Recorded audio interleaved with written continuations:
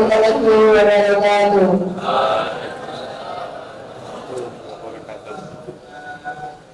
Alhamdulillah rabbil alamin wassalatu wassalamu ala asrofil anbiya'i wal mursalin wa ala alihi wa ashabihi ajma'in amma ba'du. Oke, untuk anak semuanya pada kesempatan kajian Ramadan pagi ini kita akan bersama-sama mendengarkan kajian yang akan disampaikan oleh Ustazah Wida Sriyanti yang akan menyampaikan judul tips menjaga kesehatan saat berpuasa. Tidak usah berlama-lama, kepada beliau kami persilakan.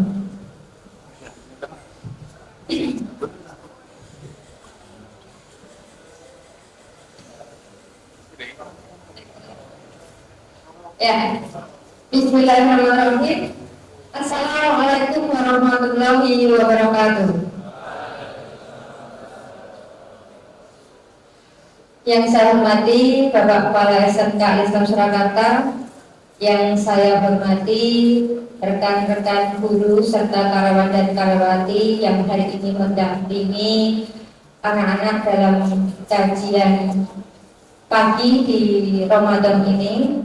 Dan yang saya banggakan anak-anakku kelas 10 dan kelas 11 yang alhamdulillah sampai hari ke-18 ini masih semangat, masih puasa ya. Ya. Kalau kemarin Ustaz Reza itu tanyanya ada yang sudah mokel gitu. Kemarin saya browsing sama anak saya. Kata anak saya itu kalau mokel itu dosanya itu sama dengan kalau murtad, tapi saya nggak percaya karena tidak ada hadis yang menguatkan. Tapi kok dosanya terlalu besar sekali ya kalau mokel gitu ya. Ya, alhamdulillah kita semua diberikan kesehatan sehingga pada pagi hari ini kita masih bisa menuntut ilmu, bisa sama-sama tolabul ilmi di masjid yang insya Allah dimuliakan Allah. Tak lupa salam selawat selalu tercurah pada junjungan kita Nabi besar Muhammad Sallallahu Alaihi Wasallam yang akan selalu kita nantikan syafaat beliau kelak di yaumul akhir. Ya, saya pengen berdiri aja ya, biar ngopel, biar nggak ngantuk. Ya. Hari ini saya diberi amanah untuk menyampaikan tips kesehatan saat berpuasa. Semuanya nggak ya, tapi alhamdulillah diberi amanah dengan judul ini karena saya rasa lebih ringan daripada judulnya Bu Ima kemarin ya, muhasabah, apot biar muhasabah ya. Jadi tips menjaga kesehatan saat berpuasa. Saya yakin teman-teman di sini itu sudah tahu sebenarnya tips menjaga kesehatan saat berpuasa itu apa, gitu ya. Dan Bu Linda hanya menyampaikan apa yang ada pada sumber informasi yang Bu Linda cari, begitu ya. Tapi mari kita sama-sama gali, gitu ya. Hari ini tolong dikosongkan dulu gelasnya, gitu ya. Dikosongkan dulu gelasnya untuk bisa mengambil ilmu yang disampaikan siapapun itu yang di depan, begitu ya. Jangan sampai kita menjadi orang yang sombong, gitu ya. Orang yang sombong sehingga tidak perlu lagi ilmu yang disampaikan oleh entah itu Bapak Ibu guru atau teman-teman kalian, gitu ya. Jadi kalau hari ini saat ini ada yang masih berpikiran paling isinya kalau monokai terus seputaran Ramadan menungguin, nah itu artinya kita belum mengosongkan diri kita dan kita masih menjadi orang yang sombong sehingga ilmu itu susah masuk ke kita, gitu ya. Siap ya untuk mengosongkan, gitu ya. Nah, oke. Nah, sebelum masuk ke tema hari ini, Bu Linda itu punya dapat ilmu kemarin, gitu ya, bahwa dalam diri manusia, tubuh kita itu sebenarnya punya morfin alami. Tahu morfin ya? Morfin tahu nggak? Nggak tahu morfin? Tahu morfin nggak mas? Morfin tahu? Nggak tahu. Ada yang tahu morfin? Hah? Temennya sabu-sabu kayak gitu itu loh. Tahu nggak? Sebenarnya tahu kan morfin gitu ya. Kenapa banyak orang-orang terjerumus dalam narkoba begitu ya? Kemudian yang salah satu yang dicarinya itu adalah morfin. Karena ternyata morfin ini itu bisa menghilangkan rasa sakit, gitu ya. Sebenarnya bukan menyembuhkan, cuma hanya bisa mengurangi rasa sakit, gitu ya. Makanya katanya, ya, kenapa pada kecanduan? Karena ketika hatinya sumpah, gitu ya. Ketika bebannya berat, terus minum itu seakan-akan tidak memiliki beban, tidak punya rasa sakit, katanya seperti itu. Ya. Makanya morfin ini banyak digunakan untuk obat-obatan, gitu ya. Sebenarnya ada dalam obat-obatan, cuma dosisnya saja yang ada aturannya, ya. Makanya orang yang kecanduan itu karena dosisnya itu lebih dari aturan, begitu. Nah, kita sama Allah itu sebenarnya sudah dirancang dengan sedemikian rupa. Kita itu punya morfin alami, ya. Morfin alami kita itu namanya adalah hormon endorfin. Nah sekarang sebelum masuk ke materi, kita ingin meningkatkan hormon endorfin kalian masing-masing. Ya, biar kalau tadi yang dari rumah mungkin ada kekesalan karena dibangunkan bapak atau ibunya, jadi ngantuk gitu ya.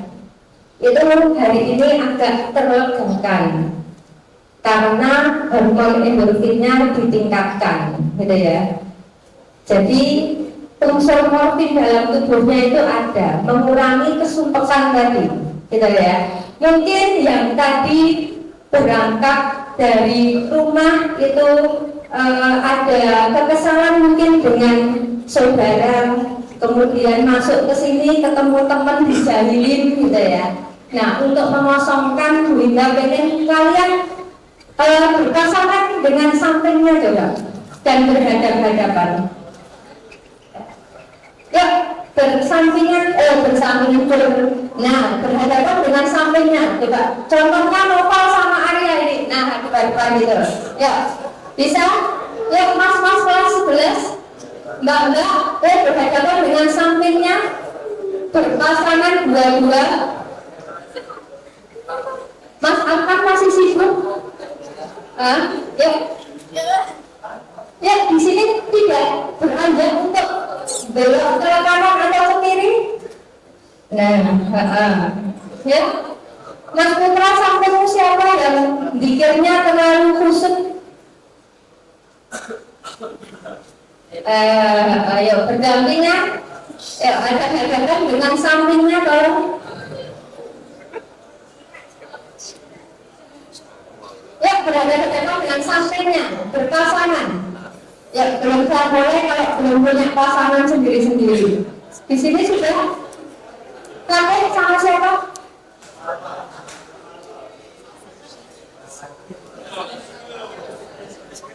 Nawang sama siapa? Alka sama siapa? Ya, berpasangan. Kalau tidak punya pasangan bertiga trio. Sudah kami sama siapa? Ya karo ramai kok langsung akur. Ya berhadapan. Nah, akan deh kalau bertiga. Oke. Siap? Kita mulai ya. Kita mulai. Katanya untuk meningkatkan hormon endorfin ini kita bisa meningkatkannya dengan tertawa. Lihat wajah temanmu dan tertawalah terbahak-bahak. 1, 2, 3. Senyum, tertawa. Nah, sudah.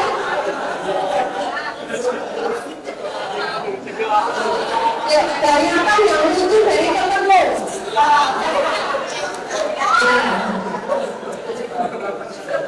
Nah. kembali ke posisi semula. 5, 4, 3, 2, 1. Ya, selesai. Ya. Jadi tertawa atau tersenyum itu selain ya, kalau tersenyum dengan temannya, dengan saudaranya itu salah satu saudara ya. Tapi kalau bisa sampai tertawa itu sebenarnya meningkatkan hormon endorfin. Jadi bisa mengurangi rasa sakit, gitu ya. Nah, kalau pengen nyoba yang gimana? Kalau pengen nyoba yang ekstrim, gitu ya, coba kalian benturkan kepala kalian ke tembok. Setelah itu kalian tertawa terbahak-bahak. Ya. Nah, sakitnya nggak hilang, tapi pasti berkurang. Ya. Pasti berkurang. Kalau kalian tertawa terbahak-bahak, ya. Nah, itu cara untuk meningkatkan bukti dari bahwa kita itu punya morfin alami, begitu ya. Salah satunya meningkatkannya dengan tertawa. Oke, kita masuk ke materi lanjut dulu. Kemarin saya baca di IG, ya, ada yang namanya Dr. Yoshinori Atsumi. Orang mana itu? Jepang, ya, Jepang dari namanya, gitu ya. Kita juga belum kenalan. Nah, dia mengatakan bahwa saat lapar, tubuh akan memakan sel rusak, sel kanker hingga sel penuaan saat lapar. Itu penelitiannya, begitu ya. Jadi Dr. Yoshinori ini kemudian berlanjut penelitiannya ke puasa, karena saat puasa pasti kalian merasakan lapar, ya, pasti merasakan lapar. Jadi puasa ini menjadi proses autofagi. Apa itu proses autofagi? Yaitu mekanisme pembersihan sel di mana sel tubuh itu memecah dan mendaur ulang ke komponen rusak atau yang tidak berguna.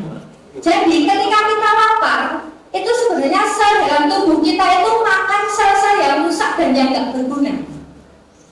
Hebat ya Allah itu ya, menciptakan manusia ya. Ya, ketika lapar, kosong ini perutnya, itu sel-sel kalian yang di dalam yang rusak dan mungkin yang sudah tidak berguna lagi bagi tubuh itu dimakan. Kalau dimakan, artinya kan malah hilang ya. Nah, malah hilang. Makanya puasa itu manfaatnya sangat banyak karena dia itu menjadi proses autofagi yang dapat pertama menjadi detoksifikasi, yaitu apa? Pembersihan racun yang ada dalam tubuh, ya. Jadi membantu membersihkan racun dalam tubuh. Kemudian yang kedua, meningkatkan metabolisme, ya. Kalau metabolisme kita baik, itu membantu mengontrol berat badan. Jadi tidak usah repot-repot untuk ke dokter kita program diet, ya. Tidak perlu. Sebenarnya kita punya cara yang jitu. Umat Islam itu punya cara yang jitu, yaitu dengan puasa, gitu ya. Karena metabolisme kita akan ditingkatkan, kemudian bisa mengontrol berat badan dan meningkatkan sensitivitas insulin. Apa itu insulin? Kadar gula, ya. Jadi bisa mengatur kadar gula. Ketika orang yang banyak berpuasa, rajin berpuasa, jarang sekali dia mempunyai penyakit gula, karena dia sering tubuhnya itu mengatur sendiri, gitu ya, mengatur sendiri kadar insulinnya, hormon insulinnya, begitu ya. Jadi makanya kalau kalian puasa itu kan kayak agak lemes gitu ya. Itu karena apa? Kadar gulanya agak menurun. Makanya ketika berbuka biasanya kalian itu dianjurkan untuk makan atau minum yang manis, gitu ya. Nah, itu salah satunya untuk meningkatkan kadar gula, begitu. Ya, selanjutnya manfaatnya itu adalah meningkatkan kesehatan jantung. Kenapa meningkatkan kesehatan jantung? Karena menurunkan kolesterol dan tekanan darah, ya. Kemudian meningkatkan daya tahan tubuh. Jadi orang yang rajin berpuasa itu malah imunnya baik, gitu ya. pasti imunnya malah baik. Jadi jangan khawatir puasa menjadi sakit, gitu ya. Kemudian yang selanjutnya adalah memperlambat penuaan. Nah, karena tadi dia memakan sel-sel rusak tadi, dan tentunya kita dihindarkan dari penyakit yang berbahaya namanya kanker, gitu ya. Banyak sekali manfaat dari puasa. Kita nggak usah terlalu apa ya, kalaupun kita awam dengan puasa itu nanti larangan, anjuran, pahalanya, dosanya apa. Kita lihat diri kita aja itu sangat bermanfaat. Tidak hanya orang Islam, orang non-Islam pun mengakui bahwa puasa itu sangat bermanfaat untuk kesehatan. Ya. Next. Ya, sekarang selanjutnya, bagaimana tips sehat selama Ramadan? Bagaimana selama Ramadan ini kita masih tetap sehat? Ya, ada yang mau menyampaikan agar kita itu selama Ramadan dalam menjalani puasa itu agar tetap sehat, caranya salah satunya dengan apa? Dengan Mas? Olahraga, jawab dengan olahraga. Ya, Mas Rama rutin olahraga juga? Kalau puasa? Ya, sip ya. Selain olahraga, ada apa lagi? Biar kita tetap sehat selama bulan Ramadan. Apa? Tidur. Oke, tidur. Kalau di sini lebih positifnya lagi adalah istirahat yang cukup. Ya. Nanti akan saya jelaskan, yaitu yang pertama tips sehat selama Ramadan itu akan kita bagi nanti jadi 5. Yang pertama adalah makan sahur yang sehat dan bergizi. Sahurnya harus diperhatikan dulu, gitu ya. Yang pertama pilih makanan yang mengandung karbohidrat kompleks. Ya, sebenarnya umumnya itu kan kita makannya nasi putih gitu ya. Tapi nasi putih itu masih kadar gulanya tinggi. Sebenarnya dianjurkan untuk yang kompleks itu contohnya nasi merah gitu. Tapi karena kita itu memang terbiasanya nasi putih, ya tidak apa-apa. Yang penting karbohidrat kita cukup gitu ya. Kemudian konsumsi protein untuk menjaga massa otot gitu ya. Jadi kalau karbohidrat itu tadi untuk energi, kalau protein itu untuk otot kita biar tetap kuat, orang retre. Ya, kira-kira kalau kalian itu di sekolah pas puasa kayaknya nggak bisa menegakkan badan, harus senderan, Mas Akan, ya, harus senderan. Ya. Barangkali sahurnya tadi karbonya kurang atau proteinnya juga kurang, gitu ya. Nah, kemudian selanjutnya perbanyak serat, bisa diambil dari sayur dan buah, gitu ya. Mungkin kalau sayur itu mau makan sayur itu kan kayaknya males ya, bangun saja kadang kalian harus effortnya tinggi begitu ya. Dan bisa kalian ganti dengan buah, kalau buah kan lebih seger. Kemudian selanjutnya hindari makanan asin dan berlemak yang dapat menyebabkan dehidrasi. Jadi jangan salah, kalian itu kalau pas puasa jangan banyak makan gorengan, makan yang berlemak, berminyak. Itu sebenarnya membuat kita apa sih jenenge lebih cepat kalah ya, harus, karena itu sebenarnya memicu dehidrasi. Contohnya yang sering sampai hari ini tuh saya menghindari, karena pernah saya itu sahur atau berbuka itu dengan nasi goreng. Itu kan minyaknya harus banyak ya. Nah, itu kalau pas siangnya, pas puasa, itu kalau orang Jawa bilang ngorong, tahu ngorong, jadi kering sekali di sini. Nah, itu menjadi tidak sehat. Ya. Kemudian yang selanjutnya, perhatikan porsi makan dan asupan air yang cukup. Sahurnya secukupnya, jangan banyak-banyak ya. Kalau banyak-banyak yang ngantuk, ya Mas, polos, ya. Tapi sahurnya mungkin kebanyakan, jadi ngantuk, gitu ya. Ya, kalau kebanyakan jadinya ngantuk, gitu ya. Jadi yang cukup saja. Ya, jadi selesaikan makannya itu sebelum kenyang, gitu ya. Jadi biar tidak penuh, nanti ngantuk kalau setelah makannya porsinya kebanyakan. Kemudian jangan lupa asupan airnya itu yang cukup. Next, nah tips yang kedua itu kita harus memperhatikan berbukanya juga. Berbuka sama dengan yang sahur, ya, sama dengan sahur. Karbohidratnya harus cukup, proteinnya cukup. Tapi yang pertama kali yang biasanya harus kita lakukan itu adalah awali dengan yang manis, ya. Bukan nyawang gambar mbak atau mas-mas yang manis loh ya. Awali makan atau berbuka yang manis, ya. Tetapi jangan yang mengandung gula tambahan. Gula tambahan tahu? Kayak buatan itu ya. Nah, karena itu tidak sehat. Nah, awali dengan yang manis itu harus bertahap.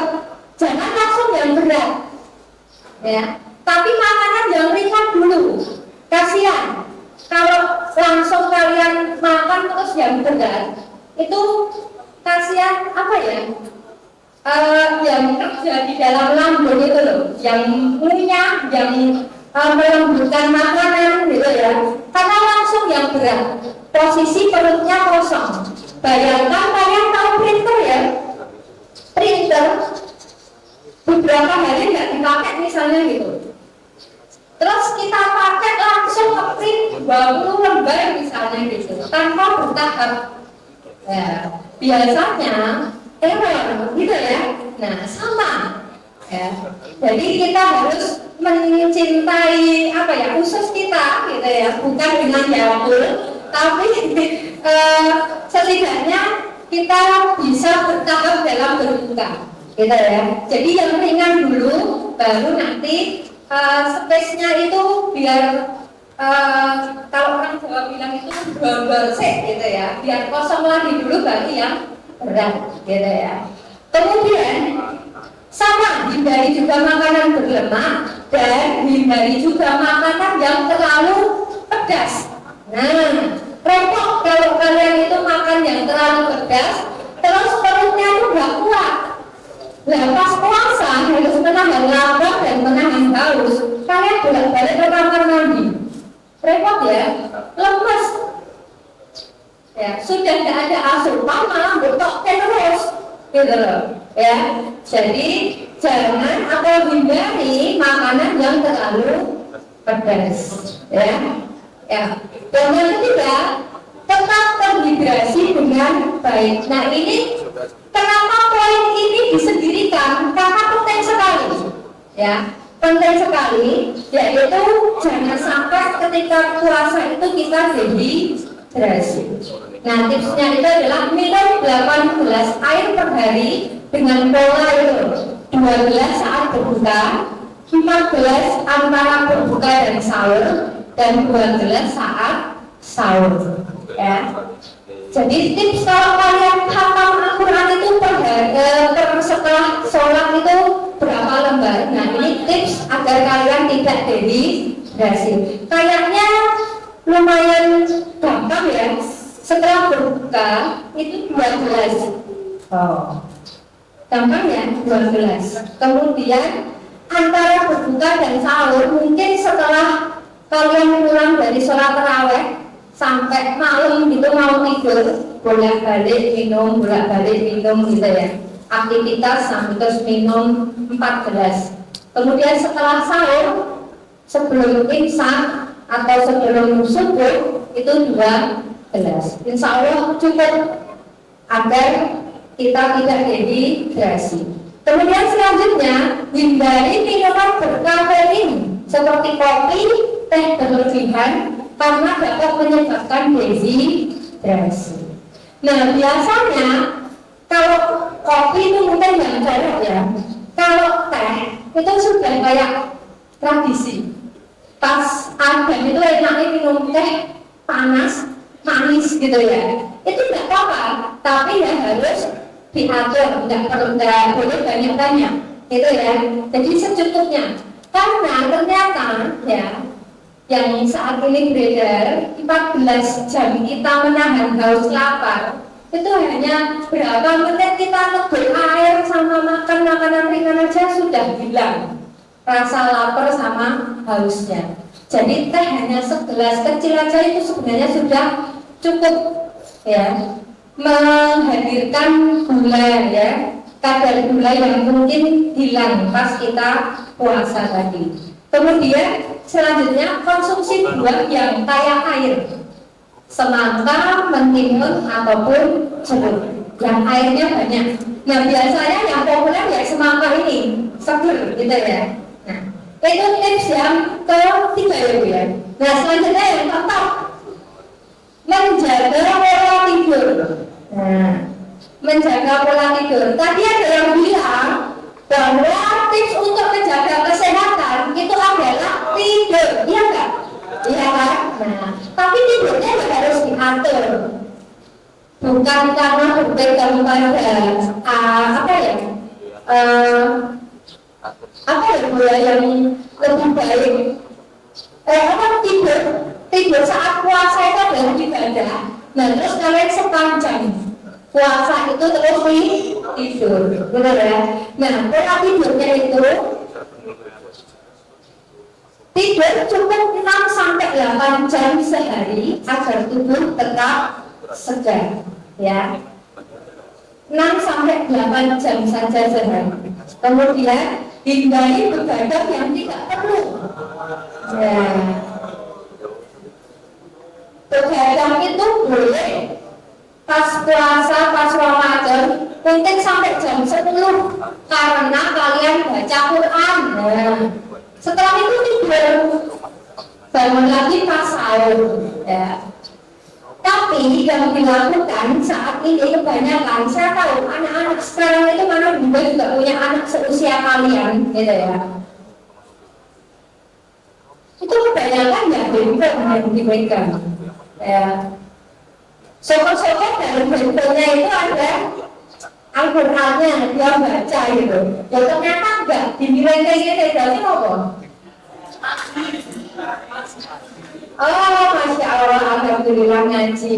Berarti anakku kok ya saya ngerti. Nek kan nonton apa vlog gitu ya. Nah itu seringnya malah begadang. Ya, begadang sampai jam 12. Baru tidur, padahal jam 3:30 harus bangun lagi. Nah itu yang membuat kadang badan kita itu nggak enak. Setelah itu habis saya pengennya tidur lagi, terus subuhnya kebablasan dan duha, ya enggak? Nah itu sebenarnya saat Ramadan itu sayang sekali. Satu, harusnya Ramadan itu berlomba-lomba ya, berlomba-lomba dalam apa ya, mencari pahala. Misalnya bisa dengan sholat tepat waktu gitu ya, malah kelewatan subuh. Kemudian orang tidur setelah makan sahur itu juga nggak enak, badan tuh nggak enak, gitu ya. Saya yakin kalian tuh kalau polanya seperti itu, makan sekolah itu rasa-rasa senang. Karena Bu Binda juga mengalami saya gitu, pinginnya tidur, ya enggak? Nah, kita usahakan biar kita tetap sehat. Nah itu setelah sahur tunggu subuh ya. Setelah subuh itu kalian aktivitas sebentar gitu ya. Kalau sudah mataharinya kelihatan itu sebenarnya malah boleh tidur sebentar, itu malah boleh gitu ya.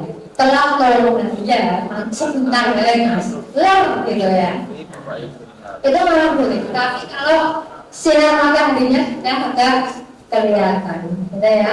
Kemudian manfaatkan waktu siang untuk istirahat sejenak loh ya, sejenak ya, enggak pas dulu tidur sampai menjelang berbuka, berarti rasanya udah lewat gitu ya. Nah, Itu jika memungkinkan loh ya. Nah, kalau nggak memungkinkan nggak apa-apa. Yang penting 6 sampai 8 jam dalam sehari. Next Bu. Nah ini yang terakhir. Yang terakhir itu adalah tetap aktif dengan olahraga ringan. Mas Rafa olahraganya apa? Hah? Lari. Agak berat ya. Kalau bisa olahraganya ringan, seperti jalan kaki atau yoga atau peregangan, ya peregangan biasa. Nah, waktu yang baik untuk olahraga itu adalah sebelum berbuka. Nah, latihan ringan 30 menit. Ya. Jadi sebelum berbuka itu kayaknya kita lemes itu setelah asar kayaknya. Tapi kalau sudah mau jam berbuka itu kayaknya seger lagi ya. Karena apa? Bukan. Nah itu gunakan untuk olahraga, menggunakan badan kita. Ya. Entah itu peregangan, apa jalan-jalan, bukan jalan-jalan cari takjil. Niatkan memang jalan-jalan untuk olahraga, ya jalan kaki untuk olahraga. Kemudian boleh setelah berbuka, olahraga ringan setelah taraweh. Nah itu kan longgar ya waktunya. Kemudian hindari olahraga berat yang dapat menyebabkan dehidrasi. Nah, kemarin saya dapat berita itu ada atlet taekwondo yang meninggal, gitu ya. Karena puasa ini dia dihantam latihan, gitu ya, karena mau tanding, gitu ya. Dan latihannya ini adalah latihan yang berat, gitu. Nah itu kenapa olahraganya itu kalau dalam puasa, pas puasa itu pilihlah olahraga yang ringan. Karena kalau yang berat itu takutnya itu kita nanti banyak mengeluarkan energi, banyak mengeluarkan kadar air, jadi dehidrasi, begitu ya. Makanya kalau kalian pernah dengar yang namanya pekerja yang berat, gitu ya, mungkin kulit bangunan, begitu ya. Nah, itu diwajibkan puasa memang, gitu. Tapi kalau memang itu kegiatannya terlalu berat, itu memang diringankan, gitu ya. Nah, itu kalau memang ditakutkan kalau dia tidak bekerja seperti itu, keluarganya tidak bisa hidup misalnya gitu. Tapi zaman sekarang enggak ya, kayaknya masih bisa dan kayaknya puasa begitu. Karena enggak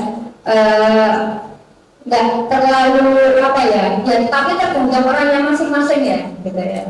Kadang sebenarnya kuat juga bilang enggak kuat juga banyak begitu. Nah, dari 5 tips sehat selama Ramadan, ada yang mau menambahkan? Kira-kira Bunda ada yang belum tersampaikan begitu yang kalian tahu? Atau ada yang mau ditanyakan? Enggak?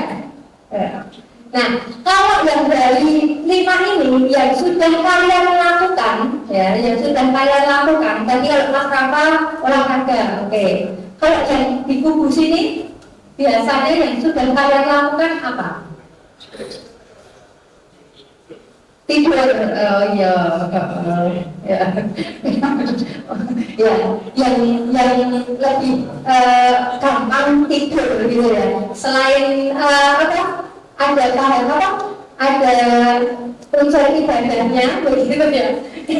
Istirahatnya jadi lebih cukup gitu ya. Tapi tadi dilihat tidurnya juga harus ada aturannya. Kalau berlebihan, badan kita juga tidak enak, isinya malah bongkrah, gitu ya. Jadi kalau bisa kita tetap beraktivitas, ya,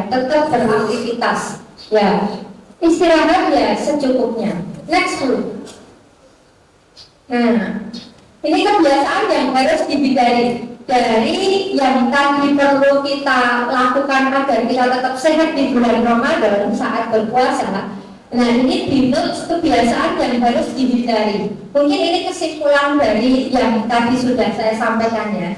Yang pertama, ya, biar kita tidak dehidrasi tadi, makanan yang kita makan tadi tidak boleh yang lemaknya berlebih ya. Kemudian minumannya hindari yang bersoda atau tadi seperti mengandung kafein begitu ya. Kemudian tidurnya nggak boleh terlalu larut atau nggak perlu begadang yang tidak perlu dan kurang istirahat. Kemudian yang perlu dihindari satu lagi yang terakhir apa? Olahraga berlebihan saat puasa. Ya. Olahraga itu dianjurkan, tapi jangan berlebihan. Ya mungkin itu saja dari Bu Linda. Semoga bermanfaat. Dan yang terakhir saya bacakan di sini yang untuk penutup. Puasa bukan hanya tentang menahan lapar dan haus, ya, tetapi juga tentang menjaga kesehatan tubuh dan jiwa. Tadi yang melakukan penelitian tentang puasa itu bukan orang Muslim loh, ya. Orang Jepang yang kebanyakan adalah ateis. Dia mengakui bahwa puasa itu tidak hanya tentang menahan lapar dan haus, tetapi ternyata banyak manfaat untuk kesehatan tubuh kita, gitu ya. Semoga kita semua diberi kesehatan dan kekuatan dalam menjaga atau menjalani puasa ini sampai nanti Ramadan meninggalkan kita.